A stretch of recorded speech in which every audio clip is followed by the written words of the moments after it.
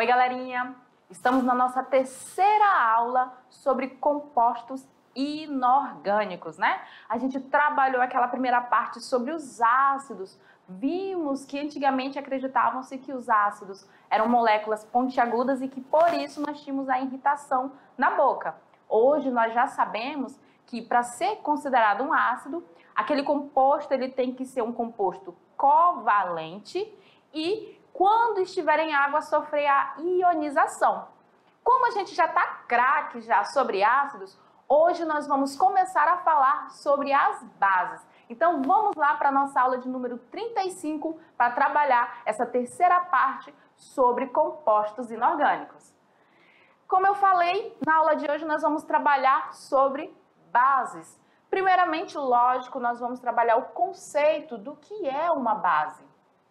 Vamos abordar a força de uma base. Lá nos ácidos nós vimos ácido fraco, moderado e ácido forte, né? Nas bases nós também temos classificações semelhantes. Vamos ver a utilização das bases no nosso dia a dia. Vamos dar uma breve falada sobre a amônia, que é considerada uma base diferente. E, para fechar, nós vamos trabalhar a nomenclatura das bases. Como habilidades para a aula de hoje, nós temos identificar os compostos inorgânicos no nosso cotidiano e também identificar e compreender a força das bases. Mas vamos lá para o conceito do que é uma base. Segundo Arrhenius, são compostos capazes de se dissociar na água, liberando íons hidroxila, que é OH-. Vamos entender aqui rapidão a diferença entre dissociar e ionizar. Nós vimos lá em ácidos que os ácidos sofrem ionização, fenômeno químico. Por quê? Porque os ácidos são compostos covalentes. E nós aprendemos que lá nas ligações covalentes, os átomos que estão participando não se tornam íons, não são íons. Ninguém perde elétron, ninguém ganha elétron. Eles vão compartilhar os elétrons da camada de valência, certo? Então, os ácidos, quando estão em meio aquoso, eles sofrem uma reação química e temos o surgimento das cargas, dos íons, sendo que o cátion sempre vai ser o H+, e o ânion vai depender do tipo de átomo com o qual o hidrogênio vai estar ligado, certo? Beleza. Mas e a dissociação? Normalmente, galerinha, boa parte das bases são compostos iônicos. Lembram lá das ligações iônicas? Nós vamos ter átomos que têm tendência de perder elétron, então ficam carregados positivamente. Esses átomos vão estar ligados à hidroxila, que tem o oxigênio, que é muito eletronegativo. Então, ali nós vamos ter a presença do ânion, que sempre será o OH, porque ele sempre vai ter uma carga negativa. Então, as cargas ali, elas já existem. E essa substância, essa base, ela fica formada a partir da força de atração que vai existir entre a carga positiva e a carga negativa. Quando colocamos a base em meio aquoso, ou seja, na água, essa atração vai ser substituída pela atração que esses compostos vão ter pelos polos da água. Nós vimos já nas aulas anteriores que a água é polar. Então, ela apresenta elétrons ali, pares de elétrons desemparelhados, que faz com que o oxigênio atraia os íons positivos para ele e os íons negativos vão ser atraídos pelos hidrogênios, que vão estar carregados positivamente na água. E aí eles vão fazer o quê? Eles vão só se separar, eles vão se dissociar. Então, a dissociação é um fenômeno físico, não é uma reação química, porque os íons já estavam lá no nosso composto, diferente da ionização, aonde os íons vão surgir. Tranquilo? Então vamos lá para a gente continuar no conceito de ácido.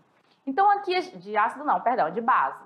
Então aqui a gente tem uma base, que é o hidróxido de sódio. Ela aqui sozinha está onde? No estado sólido.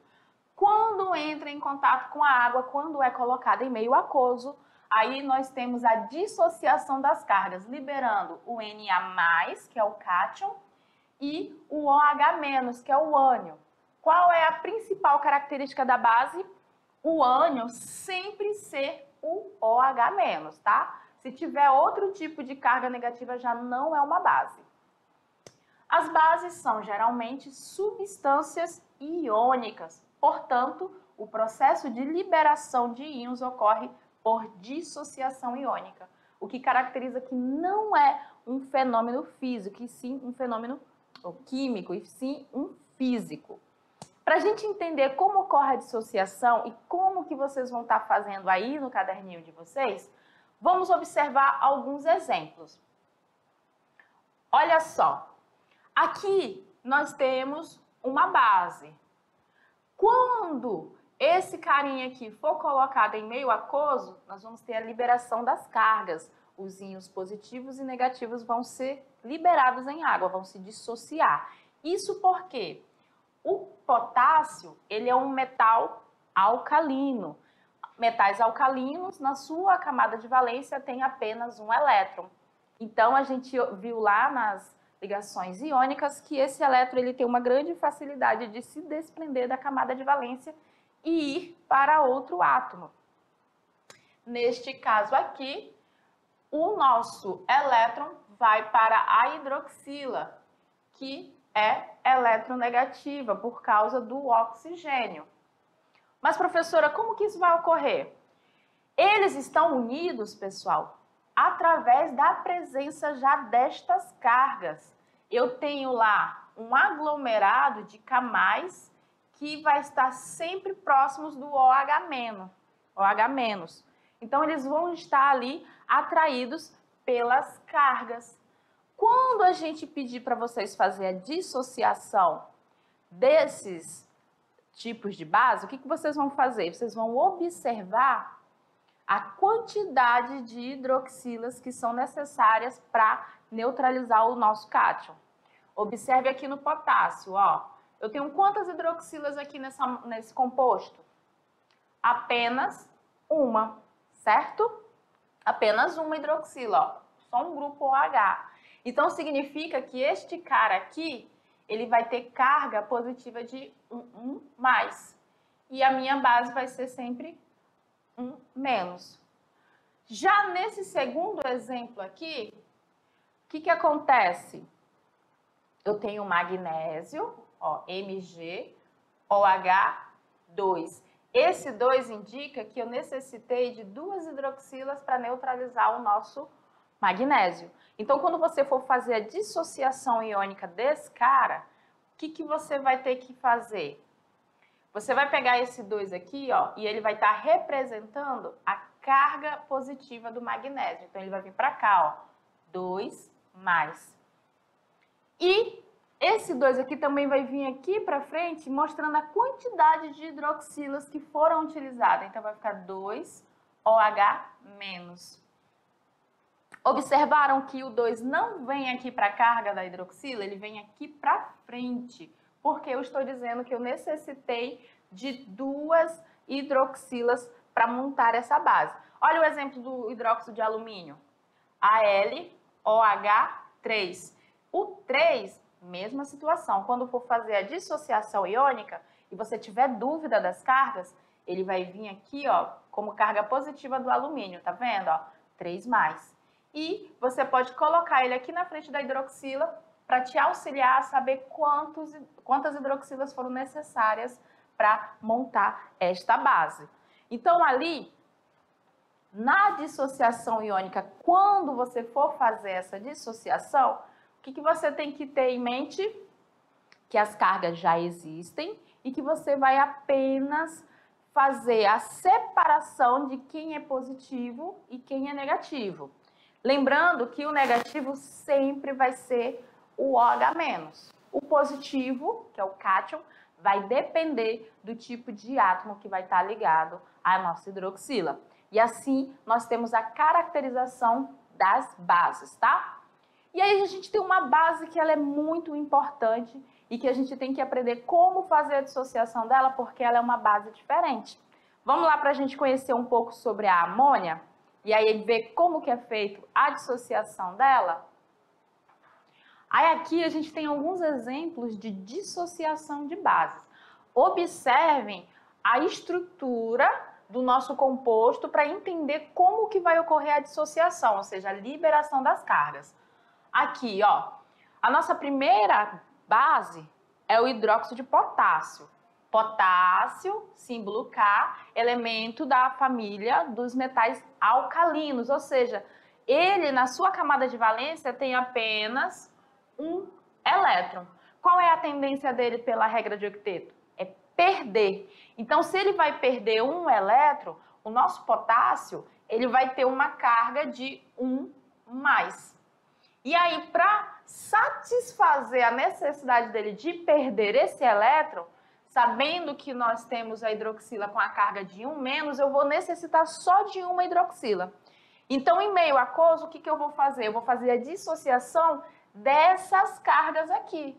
Vai ficar K+, que está representando uma carga positiva, aquoso, entre parênteses, de preferência subscrito aqui embaixo, mais OH-, que está representando essa uma carga negativa que a hidroxila possui. Mas, professora, por que a hidroxila possui essa carga negativa? Vamos lá. Oxigênio, quem é esse cara? Ele é um calcogênio. Lá na valência desse carinha, ele tem 6 elétrons. Então, para 8, ele precisa de pelo menos 2, né? 6 mais 2, 8. A hidroxila é uma situação onde o oxigênio está ligado a apenas um hidrogênio. Essa ligação é do tipo covalente, eles compartilham um par de elétrons. Porém, o hidrogênio ainda fica com um elétron necessitando ser compartilhado. E aí essa carga de -1, tá? O outro exemplo de base que nós temos é o hidróxido de magnésio. O hidróxido de magnésio, galerinha, tá aqui, ó, um composto iônico, magnésio, metal alcalino terroso. Lá na camada de valência dele, ele apresenta 2 elétrons. Então, ele tem tendência de perder esses 2 elétrons.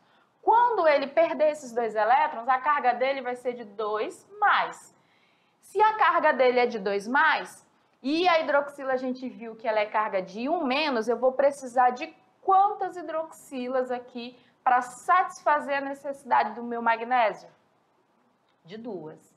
Então, se você tiver dúvida na hora da dissociação em água, o que você vai fazer? Esse 2 aqui, galerinha, vai vir aqui para cima e ele vai ser a carga do nosso magnésio. Olha aqui, ó. Ao mesmo tempo, você vai jogar ele para frente da hidroxila para mostrar a quantidade de hidroxilas que foram necessárias para satisfazer o magnésio. E aí a gente vai ter Mg2+, aquoso, mais 2OH-. Mesma coisa vamos fazer com hidróxido de alumínio. O alumínio, ele tem tendência de perder os 3 elétrons que ele tem na camada de valência, mas caso você não conheça esse cara e você fique com dúvida, o que você vai fazer? 3 que está aqui, joga como carga do alumínio. Olha ele aqui, ó. E o mesmo 3 você joga na frente da hidroxila para mostrar a quantidade. E aí a gente fez a dissociação iônica da nossa base, que é o hidróxido de alumínio. Agora, a gente vai colocar para a gente observar a dissociação que ocorre aqui, ó, na amônia. A amônia, galerinha, vamos prestar atenção nela porque ela é, de fato, uma base diferente e ela é muito interessante. A gente aprendeu no início da aula que as bases são o quê? Compostos iônicos. Mas, se a gente for olhar a estrutura da amônia, ela, por si só, ela é um composto covalente. Nitrogênio não tem tendência de perder elétrons e o hidrogênio também não. Então, esses elementos vão se unir através de ligação covalente. A amônia na fase gasosa, ela não é considerada uma base. Ela é um composto covalente. Só que, quando ela interage com a água, nós temos uma reação muito interessante. Vamos lá para a gente observar essa reação que vai ocorrer com a amônia, para a gente entender por que ela é uma base diferente. Vamos lá? Então, olha só. Até então, nós vimos que as bases sempre vai ser um metal, né? E acompanhado da hidroxila. A amônia é um caso único, sensacional. O que acontece aqui na amônia? Ela, ao entrar em contato com a água, ela vai roubar um hidrogênio que está presente na água, formando o íon amônio, que é o NH4+, mais OH-. Esse OH- é o que sobrou aqui, ó, da nossa molécula de água, galerinha. Então, a hidroxila não sai aqui da nossa amônia, não. Ao contrário, a amônia, ao entrar em contato com a água, ela retira um dos hidrogênios da água, formando o íon amônio e liberando o OH- como ânion. Devido a essa reação, ela é considerada, esse íon nosso aqui, é considerado uma base. Porque, por definição, a base é toda substância que em meio aquoso libera OH- como único ânion. Então, se a gente for observar, na interação da amônia com a água, nós temos a presença da hidroxila. E aí a gente não pode confundir. A amônia NH3, como eu falei, ela é uma molécula. Já o amônio, que é o NH4, ele é um íon positivo, ele é um cátion. Então, a gente pode representar o produto da reação acima por meio da fórmula NH4OH. Aí, este cara aqui a gente chama de base, que é o hidróxido de amônio, no masculino, viu, galera? Então, a amônia, por si só, ela aqui, na fase gasosa, não é uma base.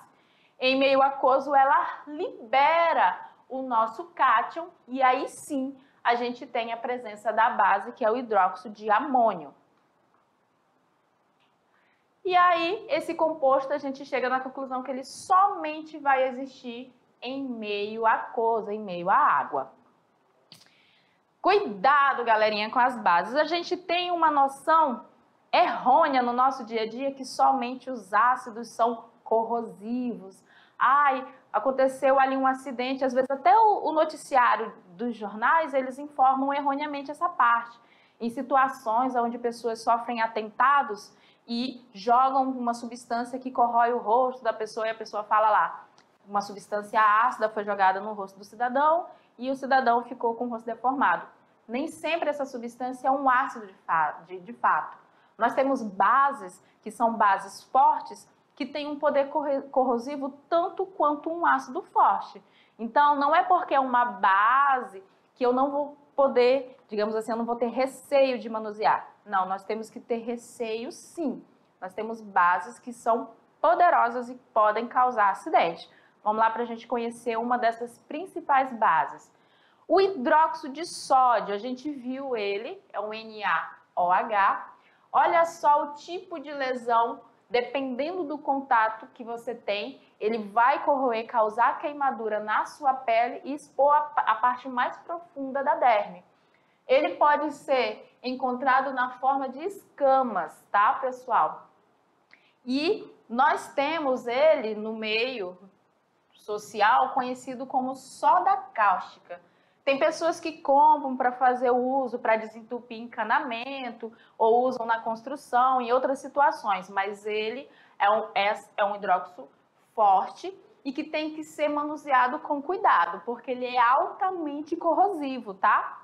Ele é muito tóxico e muito solúvel em água. É uma dissolução que libera grande quantidade de calor.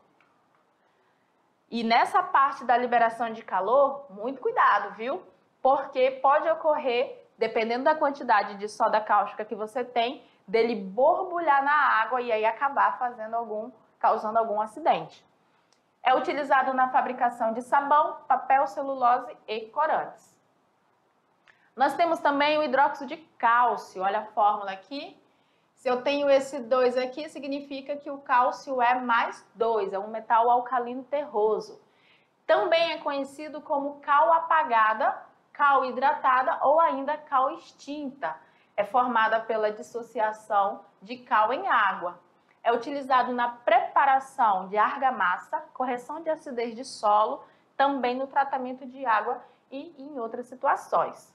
Aqui, OH. Aqui a gente vê que são atrações que ocorrem pelas diferenças de carga, como eu falei, um composto iônico.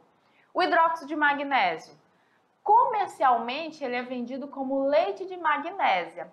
Também é utilizado como produto farmacêutico por ser um antiácido e laxante. Vai depender da quantidade que você vai tomar. Olha só a estrutura. É um pozinho branco, tá, galerinha? Ele é muito utilizado nos meios farmacêuticos. E aí a gente tem o hidróxido de amônio, que a gente acabou de ver, NH4OH. Ele é utilizado na produção de fertilizantes explosivos, em produtos para remover crostas de gordura, em produtos farmacêuticos e também na revelação de filmes fotográficos. E o hidróxido de alumínio? Ele é um sólido gelatinoso, basicamente ele é insolúvel em água. Também é utilizado no tratamento de água e antiácido estomacal. Por que antiácido? Porque quando a gente tem um suco gástrico com uma grande concentração de ácido clorídrico, ao fazer uso desta base aqui, o que vai acontecer? O OH da base vai captar todos os H+, que vão estar dispostos lá do ácido, formando água e sal e diminuindo a acidez do estômago. E aí a ordem crescente de solubilidade. Aí o que a gente tem que lembrar? Se for cair na prova ou atividade de vocês, fiquem antenados. As substâncias, as bases que são formadas com metais alcalinos e a amônia são totalmente solúveis em água. Então, hidróxido de sódio, que é um metal alcalino, hidróxido de potássio, que é um metal alcalino, são totalmente solúveis. Já os metais alcalinos terrosos, que são o grupo 2 da tabela periódica, eles são parcialmente solúveis, com exceção do hidróxido de magnésio, que a gente viu que ele é insolúvel. E os outros metais vão ser insolúveis em água. Então, quem são os mais solúveis? As bases formadas por metais alcalinos. Os insolúveis vão ser os outros metais. Os metais alcalinos terrosos vão ser intermediários. Força de uma base. Bom, a gente acabou de falar sobre a solubilidade, né? As bases fortes são aquelas que vão ser solúveis ou parcialmente solúveis em água e possuem um grau elevado de dissociação. Isso porque, galera, pensa aqui comigo. Se eu estou falando que é solúvel, eu estou falando é algo que vai se espalhar na água, vai interagir com as moléculas da água.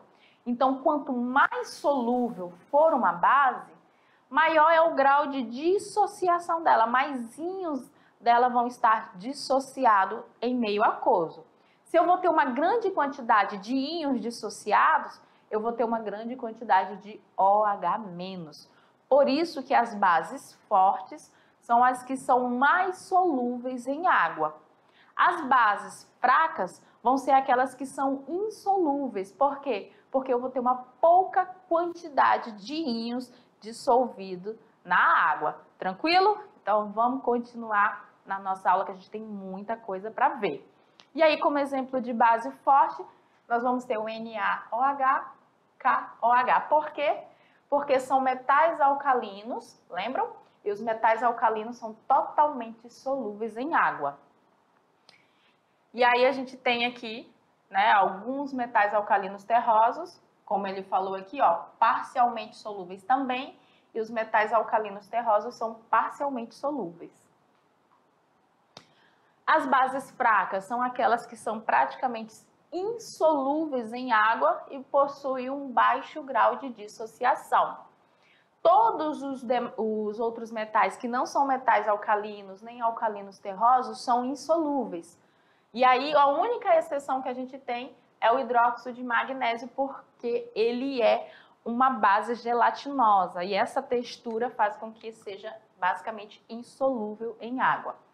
A única exceção que nós vamos ter é o hidróxido de amônio, que é uma base solúvel, mas que apresenta um pequeno grau de ionização.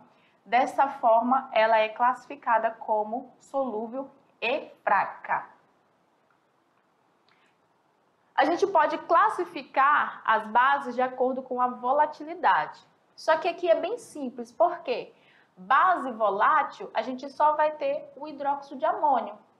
Ele vai ser a única base que em temperatura ambiente tem uma grande facilidade de se desprender e virar vapor. As demais bases, elas são ditas como bases fixas, né? Elas são consideradas não voláteis, porque elas apresentam um alto ponto de ebulição. E agora vamos à parte muito interessante, que é a nomenclatura das bases. Quando a gente estiver tratando com nomes de base, a gente tem a regrinha. Lá em ácidos, a gente coloca primeiro a palavra ácido, depois o nome do átomo que está junto com o nosso hidrogênio, que é o ânion, e aí a terminação hídrico, oso ou ícono, foi?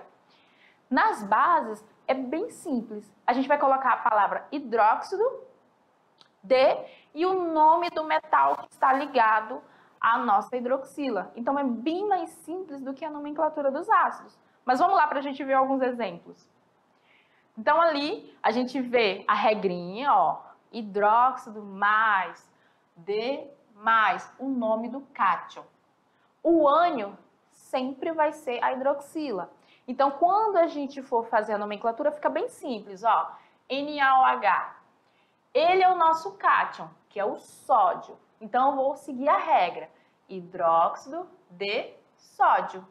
Para diferenciar, quando a gente tiver cátions do mesmo elemento químico com cargas diferentes, a nomenclatura oficial vai informar entre parênteses a carga do cátion em algarismo romano. Professora, do que a senhora está falando? Desta situação aqui, ó. O hidróxido de sódio, o sódio ele só tem essa carga, que é o Na+, uma carga positiva. O nome dele é fixo, eu só tenho hidróxido de sódio. O alumínio também, ó, eu só tenho hidróxido de alumínio. Hidróxido de prata, mas nós temos situações de cátions que têm cargas diferentes. O cobre, por exemplo, aqui é cobre, tá? Não é ferro, não. O cobre, por exemplo, ele pode ser cobre mais ou cobre 2+. De acordo com a quantidade de cargas, o nome vai ter a representação aqui no final, ó. Cobre mais vai ser hidróxido de cobre 1, porque a carga é mais 1. E aqui, ó, hidróxido de cobre 2, porque a carga aqui é mais 2. Como que você vai saber se o hidróxido de cobre é o 1 ou 2? Pela quantidade de hidroxilas. São esses dois casos, basicamente, em particular, que nós temos. Ferro também, eu tenho o ferro 2+ e o ferro 3+. Como que você vai identificar? Aqui, ó, pela quantidade de hidroxila. Quando tiver FeOH2, é hidróxido de ferro 2. FeOH3, hidróxido de ferro 3. Tranquilo? Os indicadores ácidos e bases a gente já viu, são substâncias que podem alterar a coloração dependendo do meio em que se encontra, né? Meio ácido ou básico e ainda o meio neutro. A gente tem alguns exemplos, como a fenolftaleína, ácido, ela é incolor, rosa, quando estiver em meio básico, o alaranjado de metila, no meio ácido ele é vermelho, no meio básico ele é amarelo, azul bromotimol, ácido amarelo, base azul, papel tornassol, ele vai ser vermelho em meio ácido e azul em meio básico. Lembrando que as escalas de pH vão de 0 a 14, 7 são as substâncias neutras, de 7 a 0 são as ácidas, de 7 a 14 são as básicas. E, galerinha, para auxiliar aí no entendimento sobre esse conteúdo, a gente vai agora para um tutorial lá com o professor Almeida e ele vai mostrar para vocês alguns indicadores e algumas substâncias que ele vai utilizar o indicador para determinar se é uma base ou um ácido. Então vamos lá, gente!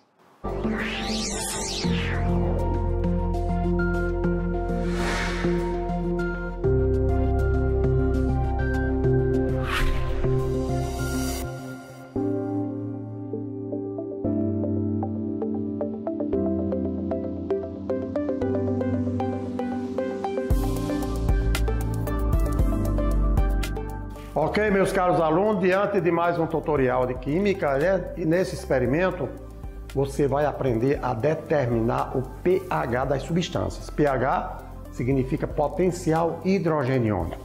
Aqui nós temos o vinagre, tá ok? Aqui nós temos o bicarbonato de sódio, nós temos o leite, o ácido clorídrico e o hidróxido de sódio. Vocês estão vendo que nós temos ácidos e bases aqui nessas substâncias.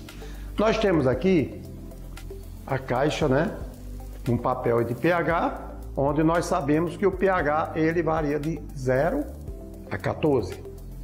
No intervalo de 0 a 7 ele é ácido, 7 é neutro e 7 a 14 ele é básico. Então o papel aqui ele é específico, não é qualquer papel, e com a pinça a gente vai mergulhar em cada um e vai fazer a leitura correspondente, tá certo? Então, olha só, iniciando pelo vinagre. Então, eu vou pegar aqui uma pinça, uma fita, e essa fita eu vou mergulhar no vinagre. Ao mergulhar no vinagre e comparar na caixa, eu identifico que o pH do vinagre é igual a 3, portanto, o vinagre é ácido, né? Exatamente, ele é uma solução de ácido acético. Na sequência, conhece o bicarbonato de sódio? Bicarbonato de sódio, então, é uma substância muito utilizada no cotidiano e eu preciso saber qual o pH do bicarbonato de sódio. Quando eu mergulho a fita, olha a coloração que eu encontro. Significa dizer que, comparando na caixa, o pH do bicarbonato de sódio é 10. Se o pH do bicarbonato é 10, significa dizer que ele é alcalino, que ele é básico. Por isso que se usa em pequenas quantidades para combater a velha azia, mas é porque ele é uma substância básica. Na sequência, partiremos para determinar o pH do leite, né? Então, o pH do leite comum, ao mergulhar, olha só, na caixa, pH 6. Então, é um pH que o leite não é neutro, mas o pH dele é ligeiramente ácido. pH 6, ok? Na sequência, vamos para o ácido clorídrico. E o ácido clorídrico é o comercialmente ou usualmente conhecido como o ácido muriático, né? O HCl é o ácido clorídrico. E observe a mudança de cor. Aqui então eu tenho o pH 1, que é um ácido forte. O ácido clorídrico é um ácido forte. Por último, eu tenho aqui o hidróxido de sódio, a solução de hidróxido de sódio, que é a famosa soda cáustica, né? Mais diluída, hein? Nós estamos aqui em forma de solução. E agora, meu caro aluno, vamos conhecer o pH do hidróxido de sódio, a famosa soda cáustica diluída, né? Quando eu mergulho a fita no hidróxido de sódio, olha a cor que aparece. Então, a cor é azul, significa dizer que na caixinha, pH 14, né? 13 para 14, porque o NaOH é uma base, tá joia? Uma vez que eu medi o pH com a fita, eu vou agora demonstrar a ação da famosa fenolftaleína, que é um indicador de pH, onde no meio ácido ela fica incolor, mas no meio básico ele fica rosa, tá bom? Então olha aqui, pegando o ácido clorídrico como referência, olha só o que é que acontece. A fenolftaleína é incolor, mas quando eu coloco no ácido clorídrico, olha aí, continua incolor, não mudou de cor, tá certo? Agora, quando eu pego a fenolftaleína e eu coloco no hidróxido de sódio, que é uma base, olha a mudança de cor, olha a coloração. Então isso aqui identificando que no ácido não houve mudança de cor praticamente, né? Continua incolor. E na base ela fica vermelha. Vamos testar no bicarbonato de sódio. Vocês viram que o pH foi 10. E a fenolftalina no bicarbonato? Então ela vai ficar, ó, ligeiramente avermelhada. Tá vendo? Ó? Por quê? Porque o pH do bicarbonato de sódio é 10. Bicarbonato e NaOH são básicos, né? O leite ligeiramente ácido, o ácido clorídrico ácido e o vinagre pH 3 ácido também. Ok, meus caros alunos? Então aqui demonstramos a determinação do pH de algumas substâncias para vocês. Tá joia?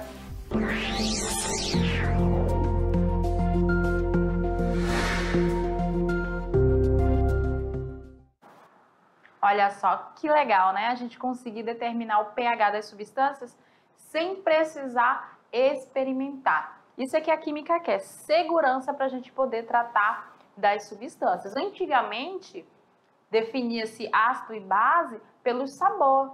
O ácido azedo e as bases sabor adstringente, que nem quando você dá aquela mordida numa banana verde.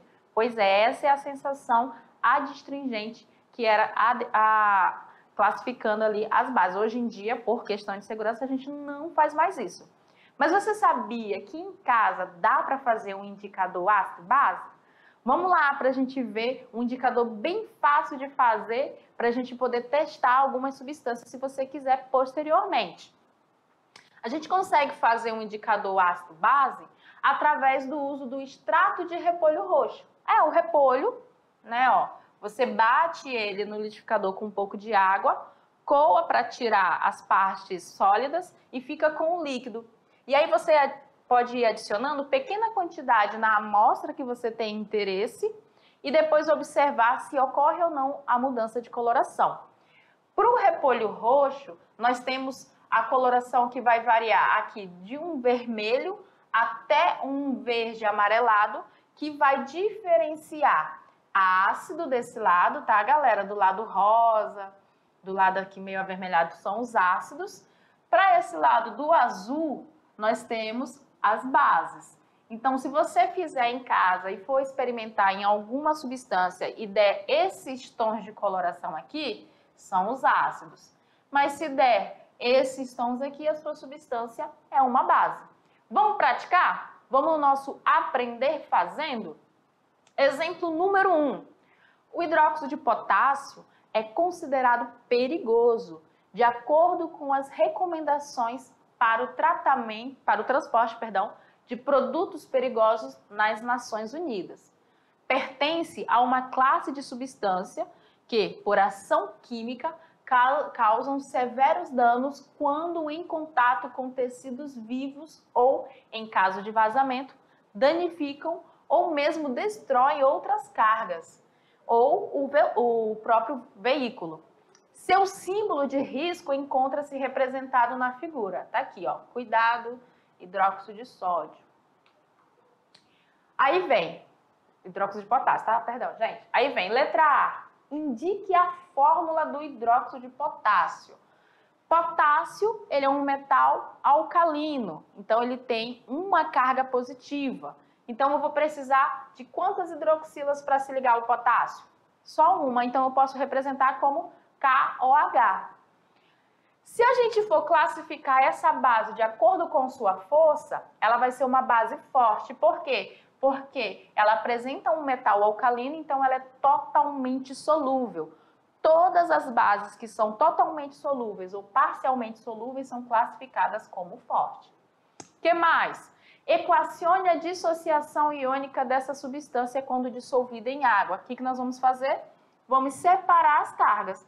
Aqui é um mais e aqui um menos. Em água vai ficar K mais aquoso mais OH menos aquoso. Pronto, você já fez a dissociação.